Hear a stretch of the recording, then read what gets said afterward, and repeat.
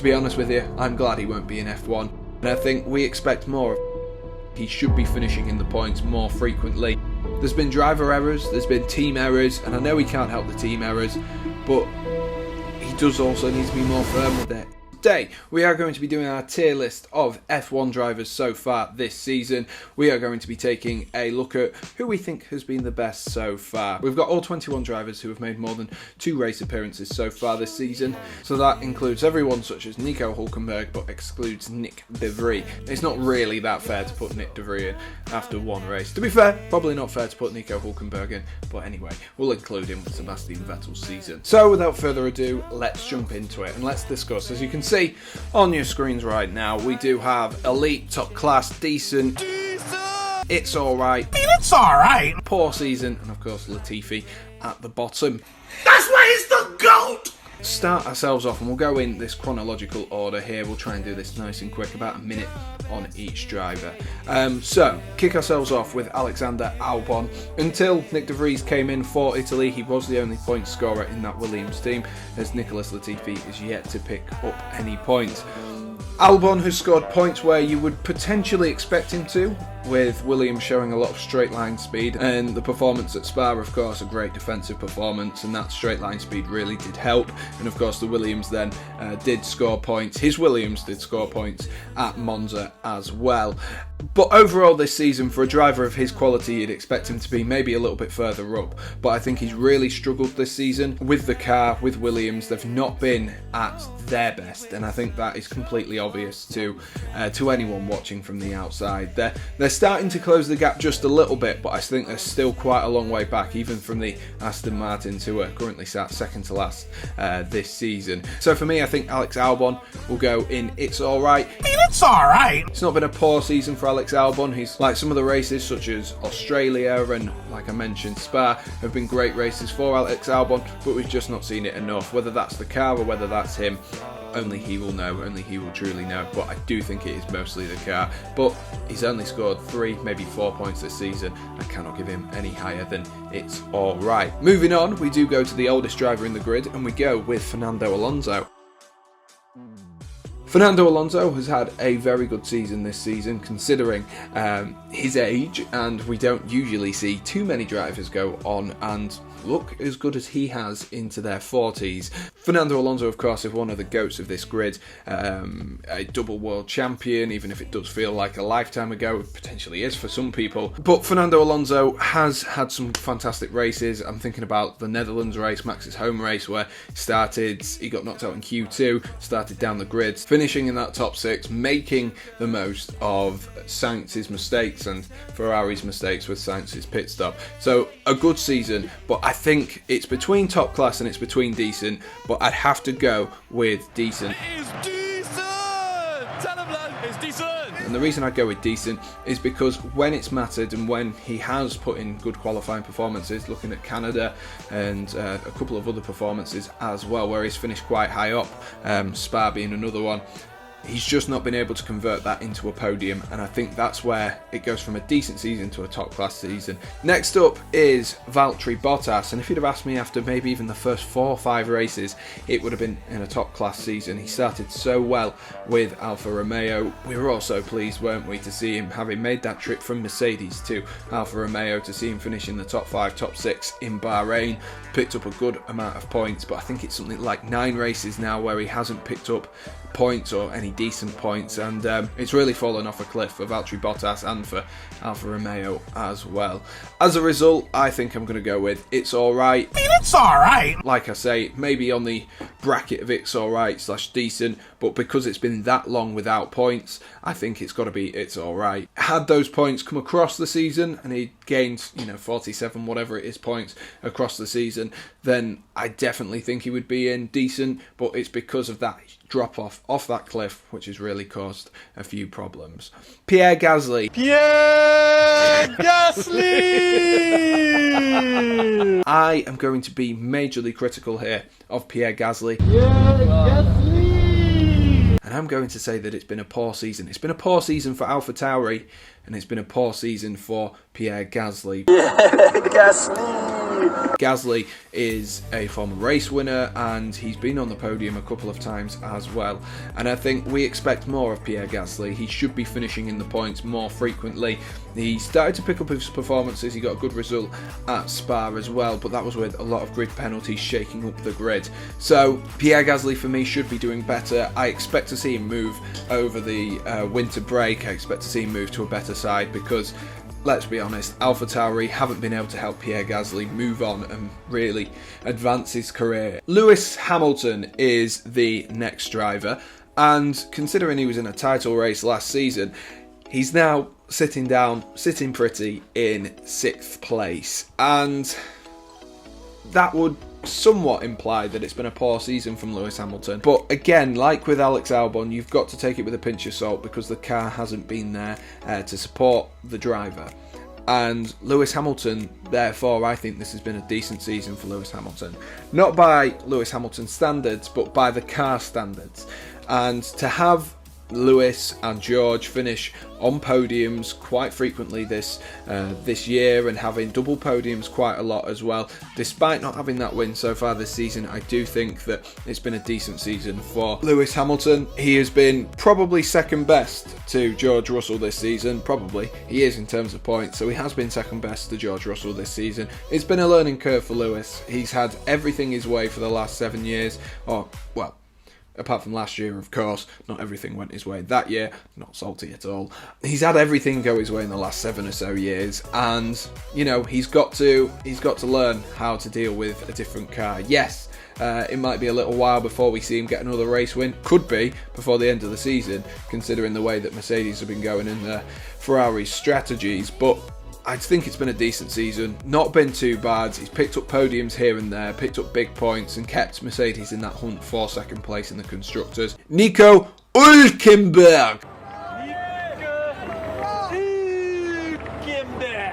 is the next driver, who of course did stand in for Sebastian Vettel at the beginning of the season. He put in some decent performances. I think there was like a 13th and then like a 17th, but the 17th did technically class as last. I think we'll just go, it's alright. It's alright. It's kind of hard to judge him anyway, but 13th in an Aston Martin, to be honest, with the form that they've shown this season, is probably a sign of respect for how good a driver that Nico Hulkenberg is. I think it's been difficult for Aston Martin overall, and so you imagine to see Seb and Lance a little bit further down as well, or in the same level. Nicolas Latifi. Look out! I mean, he's got his own category because he's the only man on the grid who hasn't scored any points, excluding, of course, Nico Hulkenberg. He's just not been good. He just has not been good enough this season, and fortunately Williams have just announced that they are getting rid of him for next season. I say fortunately, obviously not fortunately for him, but I think fortunately for the sport. We've got a lot of young talent coming through at the moment, or talent coming from different areas that we should be utilising, and people such as Nick De Vries deserve an opportunity, especially when they come in with potentially a lack of race fitness and other things like that, and come in and score points at Monza. Latifi hasn't been good enough. He moans saying that that's where the car should be, but he's not there. And the reason he's not there is because of driver quality. It's been an awful season for Nicolas Latifi. To be honest with you, I'm glad he won't be in F1. Ooh, you're hard. I know people joke saying he's the GOAT. He's definitely the GOAT of crashing. He gives Nikita Mazepin a run for his money. Charles Leclerc is a really difficult one to pick out this season, and I think that's because if you would have said last season that Charles Leclerc finished second, you'd be like, wow, that would be amazing.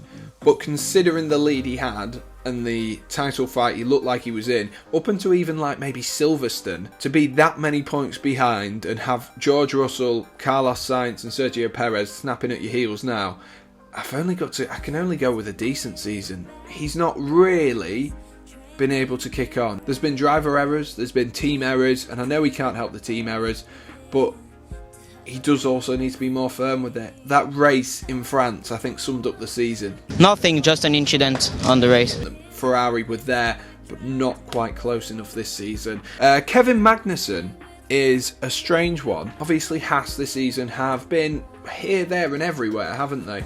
Magnussen has been decent. He scored some big points in the likes of Imola, but he's kind of been a little bit quiet in the last few races, hasn't he?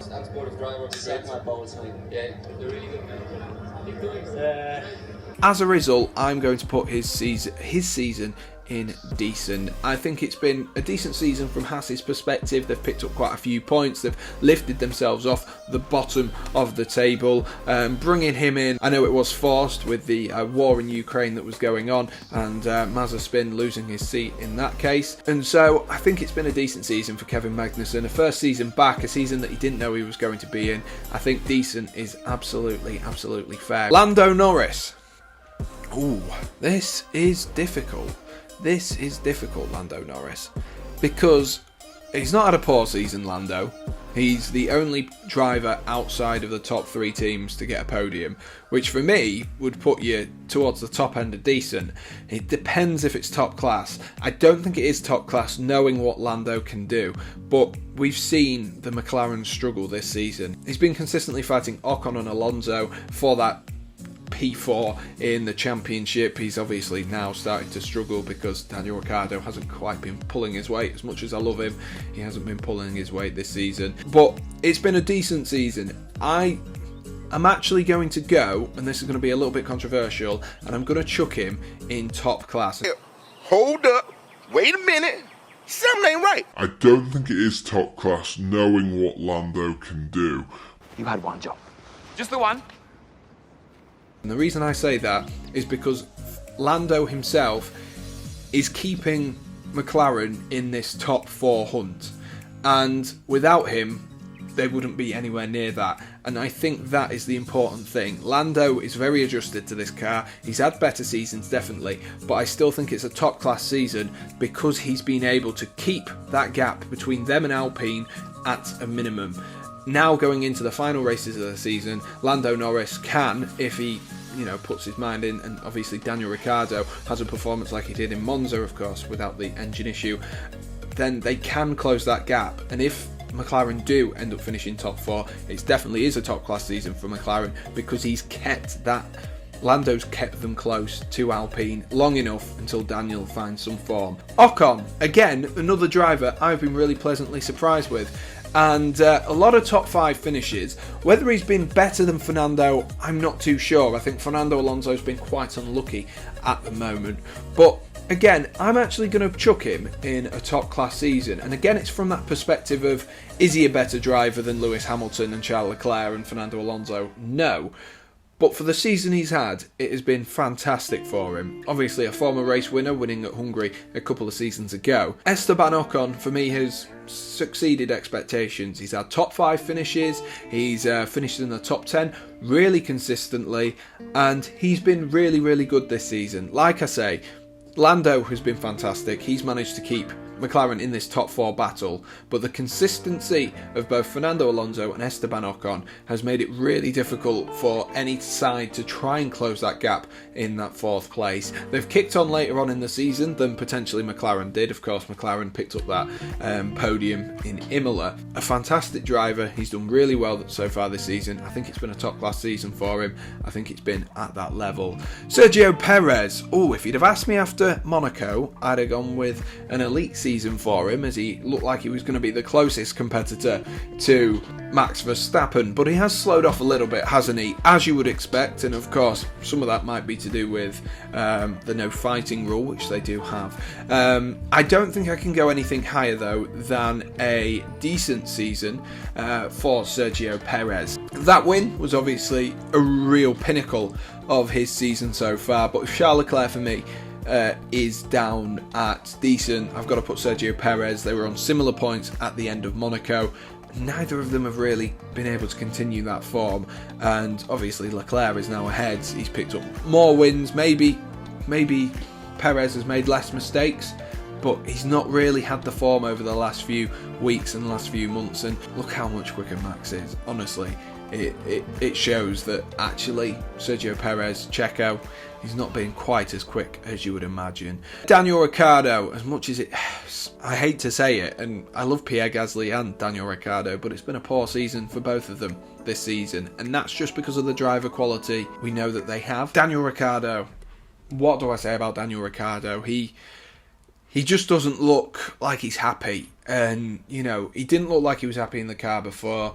McLaren don't look like they are overly bothered by Daniel Ricciardo at the moment. They look like they've given up on Ricciardo from Monaco, to be honest with you.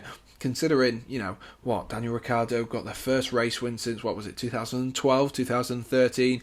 Very, very rich to turn your back on him. I understand that it's not been a good season, but this car definitely doesn't suit Daniel Ricciardo. Maybe you could argue he's past it. I don't think so at the moment. I don't think he's quite past it.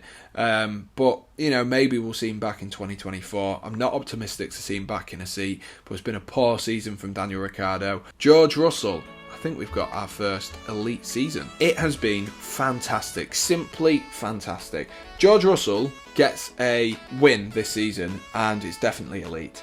This is, at the minute, it's between elite and top class. If he gets a win this season, it's elite. It's been a fantastic drive all season. Those numerous top 5 finishes. I don't think he's finished out the top 5 when he's finished the race, which is unbelievable. And the one race he didn't finish was when he got out his car to check on Guanyu Zhou, which, again, unbelievable stuff for him to, you know, the maturity and the awareness to go, get out your car and put everything else aside, get out your car and make sure that someone's okay. Unbelievable from George Russell. Fantastic driver, fantastic person as well. He's the type of guy who has an elite season. And it's been an elite season so far. So many podiums, and we're just shy of that race win. We're looking forward to that. When that comes, it definitely will be an elite season. Probably bottom of elite, but definitely an elite season for me. Carlos Sainz, I am going to chuck him in top class as well. You know, he's going to join Lando and he's going to join Esti Besti why did I say Esti Besti? He is going to join Estaban Ocon and Lando Norris in the top class category. This is going to seem a little bit weird because, as you can see, his teammate Carlos Sainz and his rival for 3rd place, 4th place is also below him in decent, and that is because the standard of driver that we knew that they had. This season, Carlos Sainz has come in, he's picked up his first win this season at Silverstone, and he's really put pressure on Charles Leclerc. And to be honest with you, had it not been for Ferrari, I think Carlos Sainz will have been able to perform much, much better. Look at that race in Monza. That was a fantastic race in Monza. It showed his quality, started from further back, managed to overtake Checo as well, showing that the form that he's in, that look, if Ferrari get it right, when they do get it right, occasionally get it right, that actually Carlos Sainz, he can put in a shift. He can put in a shift. Next up, we have got Mick Schumacher. Oh, Mickey Schumacher. I am going to put it in decent. He can go in decent. Look, I'm feeling a bit sympathetic for him, okay? It's a little bit of sympathy. He's going in decent. It's been a decent season for Mick Schumacher. He's got his first points. Back-to-back points in 2 races. So, been a decent season. Not been fantastic, not been top class, but definitely better than all right. Lance Stroll, poor season. In single figures points at the moment. Really, really poor season for Lance Stroll. It's been pretty poor. Aston Martin, like I mentioned with Nico Hulkenberg, have been very, very slow this season. They've been off the pace by a country mile, and yeah, that's all I can really say about Lance Stroll. Yuki Tsunoda, it's been alright. He's definitely calmed down this season. Started to drive in that car, deserves his seat for next season. I would say he's had a better season than Pierre Gasly, but he's only had that better season because we know the quality of Pierre Gasly. It's been an alright season for Yuki Tsunoda. He's definitely improved. He's matured as well. At times he's matured as well, and that for me is a big standout of why Yuki is alright over Pierre Gasly's poor season. Max Verstappen, it's been an elite season. It's been an absolute walk in the park for Max Verstappen. He's made light work of this season. Once he got his nose ahead of Charles Leclerc, he never really looked like he was going to look back. There's not been any major wobbles, and that's obviously down to Red Bull being fantastic as well. He's going to be world champion, and he deserves to be world champion, and he's a country mile better at the current moment in time than everyone else on the grid, and the best driver at the moment on this grid. Sebastian Vettel and Guanyu Zhou are the final two to round ourselves off. Sebastian Vettel, it's been alright. It's not been great for Sebastian Vettel. I think he peaked at Baku with a good performance where he even managed to do a spin and then still finish himself in the points. That was a weird way to phrase that, but still finish in the points. And I think it's been alright. He's had a better season than Lance Stroll by a long shot. But yeah, it's been alright. We know the quality of Vettel. We've seen him at Ferrari and Red Bull pick up race wins. He's never going to pick up a race win in that Aston Martin this season. And Guanyu Zhou, the final one, I'm going to put him in a decent season. Rookie season, picked up a couple of points and has really looked to be able to challenge Vallteri Bottas. Like I mentioned with Bottas, there's been a few problems with the car this season. Guanyu Zhou, Vallteri Bottas have still contributed a lot of points, and for a rookie season, I'd definitely give him a decent season for him. Anyway, that does conclude this tier list video. If you have enjoyed, do be sure to smash that like button for us and do hit subscribe as well if you are new to the Redgate-Large channel. Thank you for watching, and as always, make sure to stay safe. Cheers!